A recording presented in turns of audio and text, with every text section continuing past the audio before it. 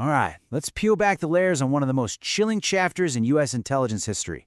This is a story about fear, about secrecy, and about a government program that just blew past every ethical line imaginable, all for a secret war to control the ultimate prize, the human mind itself.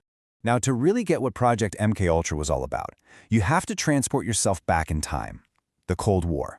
I mean, this wasn't just a battle of armies or who had the bigger economy. It was a psychological war, a total showdown. And American intelligence became completely obsessed with this terrifying new idea, that the enemy had somehow figured out how to weaponize the mind. So this intense rivalry between superpowers created an atmosphere of just extreme paranoia. The fear wasn't only about nuclear bombs anymore. It was about something way more insidious, something that could get inside your head. And these fears were getting fueled by reports coming out of the Korean War, stories suggesting American prisoners of war had been brainwashed. All of a sudden, the idea that your thoughts, your free will, even your loyalty could be twisted and manipulated, that wasn't science fiction anymore. For the CIA, this became a terrifying new frontier, and they felt they absolutely had to conquer it first.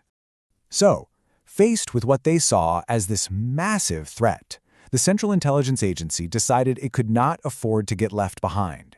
It needed its own program, one that would operate in complete secrecy to explore the very same techniques it was so afraid of. And just like that, in 1953, CIA Director Allen Dulles gives the green light. The program, it started out small, but its methods were sneaky from the very beginning.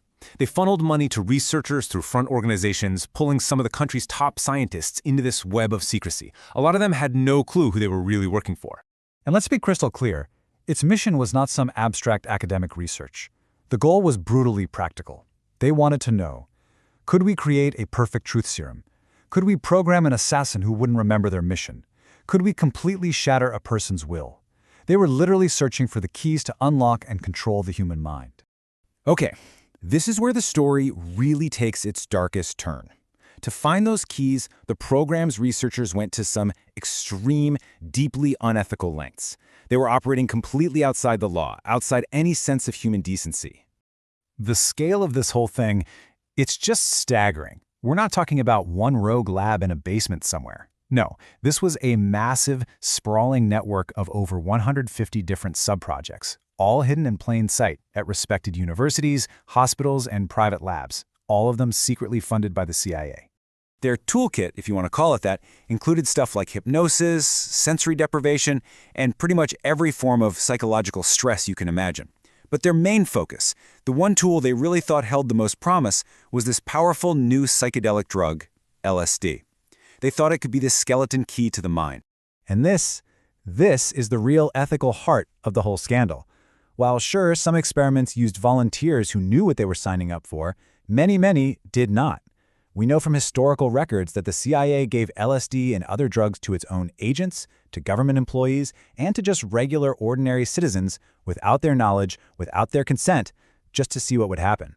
But, a secret this dark, this big, it can't stay buried forever. These abstract experiments had devastating real-world consequences for real people, and one man's tragic story would become the crack that broke this whole conspiracy wide open.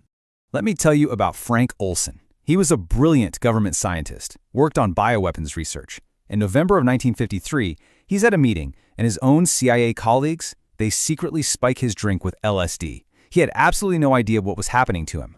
The effect was catastrophic. Olson, who was known as a stable family man, just spiraled into this state of severe paranoia and psychological torment. His entire reality was shattering around him, and the people who did this to him, they just watched.